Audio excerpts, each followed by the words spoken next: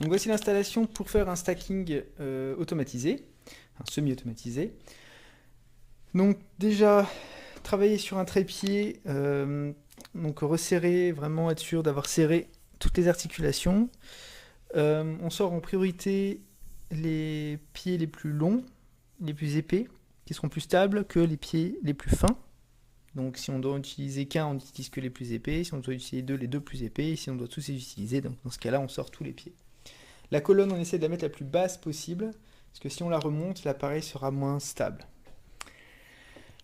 La Lightbox permet d'utiliser des paramètres figés, et qui seront les paramètres idéaux, donc sans ISO, donc les ISO les plus bas.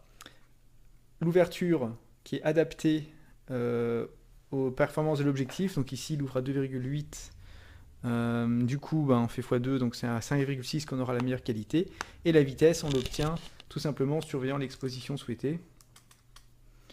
Donc ici en centrant on voit que c'est à 1/80 de seconde. Attention à l'exposition, peut-être que l'exposition de l'objet qui est la plus importante, donc il faut faire attention à la mesure. Si on fait une mesure globale, du coup ça va faire une moyenne entre tout ce qui se trouve sur le champ. Nous, ce qui nous arrange, c'est d'avoir l'exposition correcte de l'objet, et l'exposition correcte de l'objet, ça correspond plus ou moins à 40% au centre, et donc le plus proche de la valeur d'exposition, c'est ici, c'est la valeur centrale. Si on avait eu un objet de toute petite taille, il aurait fallu sélectionner la valeur ponctuelle. Si on avait un objet vraiment qui prenait quasiment tout le champ, la mesure totale. Donc vous voyez que ici on aurait été légèrement surexposé. Voilà. On est sur trépied, donc il n'y a pas besoin de la stabilisation, donc on l'enlève. Et on se met en obturateur électronique, ce qui permet de diminuer les vibrations et donc d'avoir des images qui seront plus nettes. Si on veut aller jusqu'au bout des choses, on peut activer le mode Pixel Shift Resolution, qui permet de fusionner 4 images en une, et donc d'avoir une qualité encore supérieure.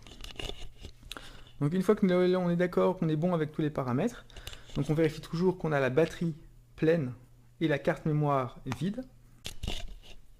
Donc le Stackshot, il a besoin donc d'être branché à l'électricité.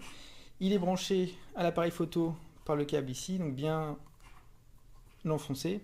Et enfin, il est connecté au rail qu'il va contrôler, donc on peut mettre 3 rails différents. Alors, je recommande d'utiliser le mode distance per step, ce qui veut dire qu'on va dire à l'appareil de combien d'étapes il doit faire, par exemple 5, et quelle distance il doit mettre entre les étapes. Donc il va faire 5 étapes et se passer de 1 mm, donc il va couvrir 5 mm en 5 étapes. On peut sélectionner le sens dans lequel le rail va aller. Donc ici, on peut voir qu'il ne peut aller que vers l'avant. Donc il faut indiquer forward. Comment savoir combien d'étapes et quelle distance vont être nécessaires? Alors, pour savoir déjà quelle sera la profondeur de champ du combo boîtier-objectif. Donc les valeurs de la taille du capteur et la valeur de l'objectif vont influencer sur la profondeur de champ. Cette profondeur de champ, on peut la calculer avec une petite application qui s'appelle Hyperfocal. Donc en renseignant la taille du capteur, en renseignant la focale de l'objectif, en renseignant l'ouverture, et enfin en renseignant la distance entre le capteur et le sujet. Ici, elle doit être d'environ 1 cm, la profondeur de champ. C'est-à-dire que quand on va prendre une photo ici, par exemple, on n'aura que 1 cm au total qui seront nets. Donc c'est l'intérêt du focus stacking, c'est de prendre une photo ici de 1 cm de netteté, avancer un petit peu pour reprendre 1 cm, 1 cm, etc. Et après on fusionne toutes les photos et on aura tout qui sera net. Alors, avancer un petit peu entre les prises de vue, oui, mais combien?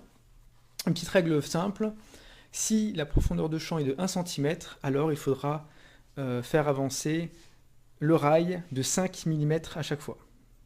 Donc la moitié. Donc on sait que c'est 1 cm, la profondeur de champ de l'appareil, dans le réglage actuel. Du coup, on va indiquer qu'on veut avancer de 5 mm.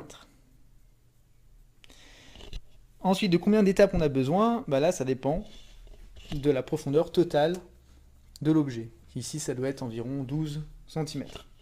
Le rail fait 20 cm, donc on ne peut avancer que de 20 cm, de faire des objets de 20 cm de profondeur maximum. Donc on a 12 cm à faire par incrément de 5, donc il faudrait au minimum 24 étapes. Pour assurer, on va faire 30 étapes. Donc le rail va s'arrêter 30 fois à 5 mm de distance à chaque fois. Alors, pour être sûr d'avoir tout qui est net, donc d'avoir l'installation qui est vraiment bien mise, ce que l'on peut faire, c'est avancer le rail et voir si, en position avancée au final, l'objet prend toujours tout le champ de la photo. Parce que si on a mis le rail trop près, eh bien l'appareil peut sortir du champ. On est bon, on est bon, on est toujours bon. Et là on peut voir qu'en bas, on va sortir du champ. Alors que on n'a peut-être pas avancé de 12 cm. Voilà, on est sorti du champ. C'est-à-dire que l'objet n'est pas bien placé. Donc soit on recule le trépied, soit on avance l'objet. L'idéal étant que l'objet occupe le maximum de place sur le champ de la photo, de sorte à ce qu'on ait le plus de qualité possible. Une fois qu'on a fait cela, on peut reculer le rail pour le remettre en position initiale. La dernière étape, ce sera de faire la mise au point juste devant l'objet. Et comme ça, grâce aux petites photos supplémentaires que l'on avait prévues par sécurité, on est sûr que toutes les photos de l'objet seront nettes et seront dans le range d'action du rail. Voilà. Alors, comment vérifier que la netteté est faite sur l'objet? En appuyant sur OK, même zoomé.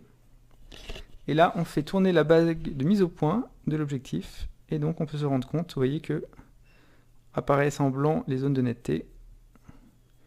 Et donc là, on sait qu'on est net et on recule un tout petit peu. Et là, on est bien placé pour commencer la prise de vue. Toujours mettre l'appareil en focus manuel, puisque c'est le rail en avançant qui fera le focus. Une fois qu'on est paré, que tous les paramètres sont bons, l'appareil est prêt à commencer. Alors, dernière petite chose, c'est que parfois il faut faire des petits réglages au niveau du rail. Donc comment se déplace le rail? En fait, c'est assez simple. Le rail va bouger. Et donc avec le ramp time, on peut paramétrer le ramp time pour dire en combien de temps le rail va atteindre sa vitesse maximum. Puis, le rail va attendre un petit peu. L'avantage du settle time, c'est que en bougeant, le rail va générer des vibrations. Et grâce au settle time, comme il va arrêter de bouger pendant un certain temps, les vibrations vont cesser. Et donc l'appareil sera totalement immobile lorsqu'il va prendre la photo, ce qui va éviter d'avoir du flou. Le pre-trigger, c'est pour, comme quand on appuie à moitié sur le déclencheur, ce qui permet de faire la mise au point en mode autofocus. Donc ici, on n'est pas en autofocus, on est en manuel, donc on peut réduire un faible time. Le on time, c'est le temps pendant lequel le déclencheur est pressé, donc 500 millisecondes de base, c'est très bien. Off time, c'est extrêmement important, surtout si on travaille en pixel shift resolution. C'est le temps qui va se passer entre la prise de la photo et le moment où va rebouger le bras. Donc si on fait du pixel shift resolution, le problème c'est que l'appareil va devoir prendre plusieurs photos, et s'il n'y a pas de off time, on va du coup faire bouger l'appareil pendant que l'appareil est en train de faire ses photos, et donc elles seront floues. Donc en pixel shift resolution, si le temps d'exposition est de par exemple 1/50 de seconde, il faut au moins prévoir 1/50 x 4 de temps entre le moment où l'appareil prend la photo et le moment où le rail va recommencer à bouger.